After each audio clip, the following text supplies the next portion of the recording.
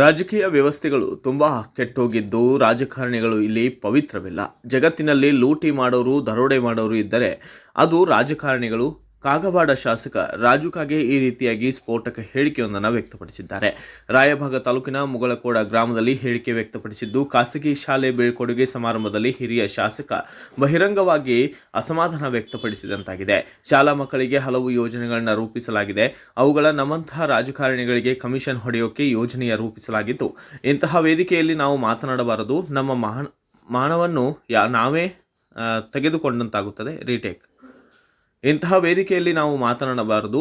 ನಮ್ಮ ಮಾನವನ್ನ ನಾವೇ ತೆಗೆದುಕೊಂಡಂತಾಗುತ್ತದೆ. ಶ್ರೀಗಳ ಜೊತೆ ಗೌರವ ಕೊಟ್ಟು ನಮ್ಮನ್ನು ಕರೆದುಕೊಂಡು ಬರಬೇಡಿ.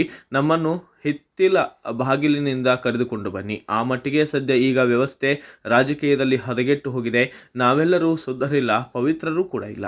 ಜಗತ್ತಿನಲ್ಲಿ ಲೂಟಿಕೋರರು, ದರೋಡೆಕೋರರು, ತುಡುಗು ಮಾಡುವವರು ಇದ್ದರೆ ಅದೇ ರಾಜಕಾರಣಿಗಳು ಎಂದು ಈಗ ಮಾಹಿತಿಯನ್ನ ನೀಡಿದಂತಾಗಿದೆ. Bureau report Rohit Bannagol, SP7 Kannada news, Kagwad.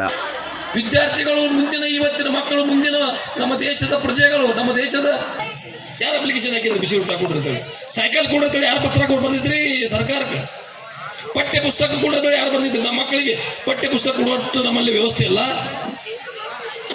Shoes ಕೊಡಿರ್ತಾರೆ ಎಲ್ಲಿ ಹೇಳಿದ್ರಿ, ಅದು ವ್ಯವಸ್ಥೆ ಮತ್ತೆ ಅದು ಮಾತಾಡ್ಲಕತ್ತಂದ್ರೆ ಮತ್ತೆ ಬೇರೆ ಕಡೆ ಹೋಗ್ತದೆ, ಡೈವರ್ಷನ್ ಆಗ್ತೈತೆ. ಅದು ನಮ್ಮ ಕಮಿಷನ್ಕ ಎಲ್ಲರೇ ಅದು ಮತ್ತೆ ಮಾತಾಡಕ್ಕೆ ಹೋಗ್ಬೇಕಾದ್ರೆ ಬೇರೆ ವಿಷಯಕ್ಕೆ ಡೈವರ್ಸ್ ನೀವೇ ಇದಿರಲಿ, ಏನು ಮಾಡ್ತಾ ಇದ್ದೀರಿ ಅಂತ ಕೇಳ್ಬೋದು ನೀವು. ಸುಮ್ಮನೆ ನಮ್ಮೊಬ್ಬರು ನಾವೇ ತಗೋಬಾರ್ದು, ಚಂದಾಗಿ ಮಾತಾಡಿ ಹಾರ ಶಾಲ ಹಾಕಿರಿ ಮತ್ತೆ ಕಸ್ಕೊಂಡು ಕಳಿಸಬಾರ್ದು ಅಂತೇಳಿ ಅದು ಮಾತಾಡಕ್ಕೆ ಹೋಗಿಲ್ಲ ನಾವು. ರಾಜಕೀಯ ವ್ಯವಸ್ಥೆಗಳು ಸಹಿತ ಬಹಳ ಕೆಟ್ಟ ವ್ಯವಸ್ಥೆಗೆ ಹೋಗಿದಾವು.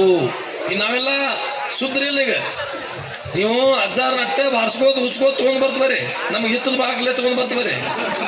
ಆ ವ್ಯವಸ್ಥೆ ನಾವು ಪವಿತ್ರರಲ್ಲ. ಜಗತ್ತಿನಾಗ ಯಾರಾದರೂ ಲೂಟಿ ಮಾಡೋರು, ದರೋಡೆಕೋರರು ಯಾರಾದರೂ ತುಳಿದ್ರಿದ್ರೆ ಅದು ರಾಜಕಾರಣಿಗಳು.